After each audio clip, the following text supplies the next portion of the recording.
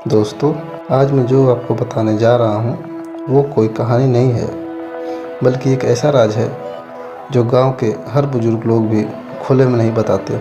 अगर आप ये वीडियो देख रहे हैं तो एक बात याद रखना, इसे बीच में मत छोड़ना, क्योंकि जो बात आखिरी में मैं बताऊंगा वो आपको हिला कर रख देगी और शायद आप अकेले पेड़ के पास जाने की हिम्मत भी ना कर पाओगे। हमारे गांव के बाहर एक पुराना बबूल का पेड़ है।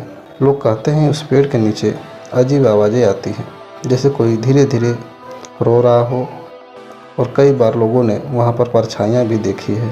पहले हमें लगा ये सब सिर्फ डराने के लिए कहानियाँ हैं, लेकिन एक दिन मेरे दोस्त ने जिद पकड़ ली कि वो सच जानकर ही रहेगा। उसने कहा अगर भूत है तो आज उसे बुलाकर ही मानेंगे। और फिर शुरू हुआ वो खेल जो शायद हमें कभी नहीं खेलना चाहिए था। रात के करीब 12 बजे हम दोनों उस बबूल के पेड़ के पास पहुँचे। चारों तरफ सन्नाटा था, हवा भी जैसे रुक गई थी। हमने मोबाइल की लाइट भी बंद कर दी ताकि कोई हमें देख ना सके। मेरे दोस्त ने कहा कि उसके दादा ने उसे एक साबर मंत्र बताया था, जो अगर सही तरीके से पढ़ा जाए तो प्रेत आत्मा सामने आ सकती है। पहले तो मुझे यकीन नहीं हुआ, लेकिन उसके बाद चेहरे का डर और उत्साह देखकर भी मैं चुप हो गया। उसने ज़मीन पर एक छोटा सा गोल घेरा बनाया और उसमें काले तिल और सरसों के दाने डाले।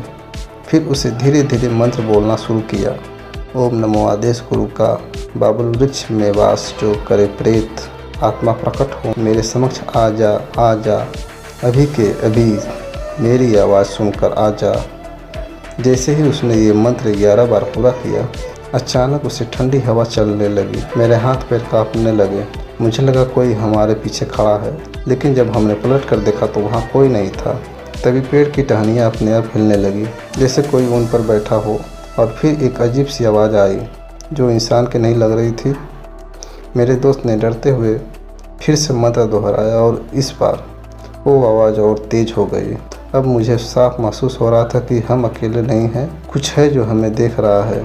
तभी मेरे दोस्त ने कहा कि अगर प्रेत को बुलाना है तो आखिरी विधि करनी होगी। उसने अपनी जेब में से एक काला धागा निकाला और पेड़ की टहनी पर बांध दिया। फिर उसने कहा कि अब जो भी होगा वो हमारे बस में नहीं होगा, और उसने 3 बार मंत्र पढ़ना शुरू किया। जैसे ही उसने मंत्र अपने पूरा किया, अचानक उसके पीछे एक काली परछाई खड़ी हो गई। उसकी आंखें जैसे अंगारों की तरह चमक रही थी। डर के मारे चिल्लाना चाहता था, लेकिन आवाज़ ही नहीं निकल रही थी। मेरे दोस्त ने धीरे धीरे पीछे मुड़कर देखा और उसी पल वो ज़मीन पर गिर गया। मैं बिना पीछे देखे वहाँ से भागा और सीधे सीधे घर आकर दरवाज़ा बंद कर लिया। अगले दिन जब मैं गांव वालों के साथ वापस गया तो वो पेड़ वैसे ही खड़ा था, लेकिन मेरे दोस्त का कोई ठीक निशाना नहीं था। सिर्फ वो लाल धागा टहनी पर लटका हुआ था।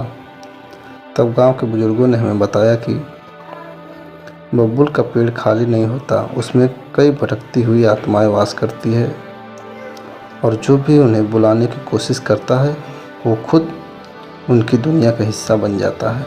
तो दोस्तों, अगर आप भी ऐसी चीज़ों को सिर्फ मजाक समझते हैं तो एक बार सोच लेना, क्योंकि कुछ राज ऐसे होते हैं जिन्हें जानना ही सबसे बड़ी गलती होती है।